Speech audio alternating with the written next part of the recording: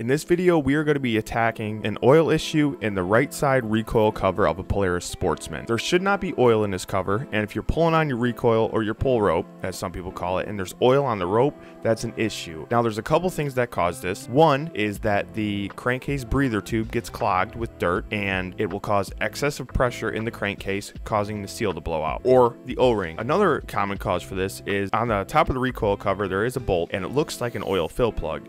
Now, sometimes people will open this up and put oil in there, not knowing that there shouldn't be engine oil in that side of the cover. It should just be dry. So, two reasons that cause this. Ours is caused by a excessive crankcase pressure, so let's hop right into this. So, step one is to remove the right side footrest, where your foot goes, where the rear brake is. You want to remove that, and then you'll take out the 9 8mm bolts holding on the cover.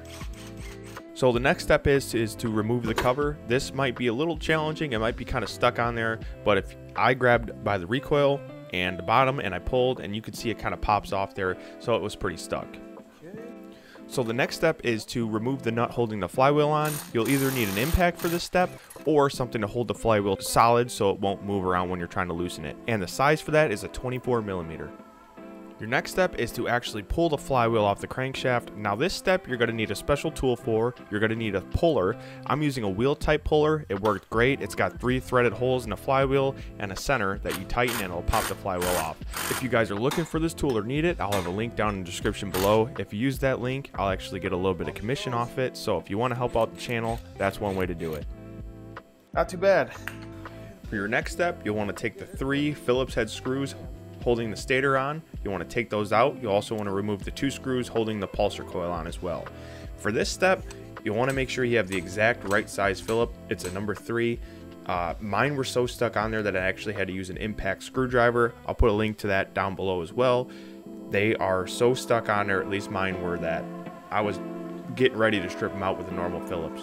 Alright, so once you get your pulsar coil and stator off, you want to take off this cover plate here. It's held on with 4 10mm bolts. You'll zip those out and the cover will come off. You can actually see right here our O-ring has failed. So I would have to assume, see that right there?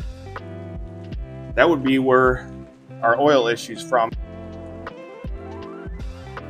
For your next step, once you got the cover off, you want to pull the crank seal out. I use the steel puller for mine. There's a couple ways to remove a seal, but that was the easiest way for me. Next, you'll want to drive the seal in. I started out using a 4x4 block just to get it square, and then I finished off setting the seal flush with a socket. You just want to get the right size socket that fits the outside diameter of that seal perfectly.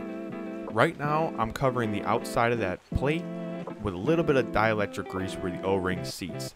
This helps the O-ring seat in place and stay in place, and it also helps lubricate the O-ring when you're sliding it back into the right side of the engine. It isn't 100% necessary, but I highly recommend doing this. It'll prevent you from having a ripped O-ring.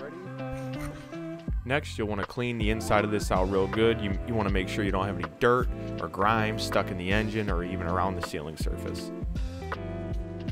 Now, it's time to reinstall the plate. Make sure you don't catch the seal on the keyway and the crankshaft. That'll rip the seal. You also want to make sure your O-ring is staying in place. Try to line this up the best you can, and then you can move it around after. Next, you'll want to torque down your stator plate bolts. Now, I couldn't find an exact torque spec for this, so take my word with a grain of salt for this part, but what I found was 7 foot-pounds for these 4 bolts. It seems about right for the size of the bolt, but do your own research, or if you have a manual, refer to that, but I torqued these down to 7 foot-pounds. Next, you'll want to install the 3 screws that were holding on your stator and the 2 screws that are holding on your pulsar coil. Also, don't forget the ground cable.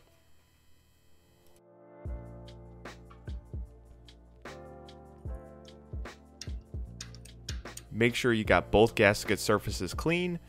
You want to apply a bit of Honda Bond. I was not able to locate a gasket for in between the cover and the case. I believe it is just a Honda Bond or RTV silicone kind of thing. So make sure you got both those gasket surfaces clean. Go ahead and put a thin layer Honda Bond on and install the cover. And don't be like me. Don't put Honda Bond on everything and then put the cover on and forget to put the dang flywheel on. Little things like that And also, forgetting to put the flywheel on. Oh my God. Here I go, talking about what makes jobs good, and I'm forgetting the flywheel. You'll want to torque your flywheel nut down to 70 foot-pounds. So after you reinstall your recoil cover, the torque spec for the bolts is 5 foot-pounds or 9 newton meters. Go ahead and get those all torqued down. Better.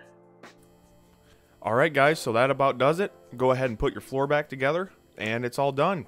Go ahead and make sure, check your engine oil, make sure that's not low as well. But if you guys are interested in seeing me do an inspection on this here four-wheeler, go ahead and check out the video. I'll put it in the top right of the screen right now. But other than that, we're all done. Until next time, guys, thank you.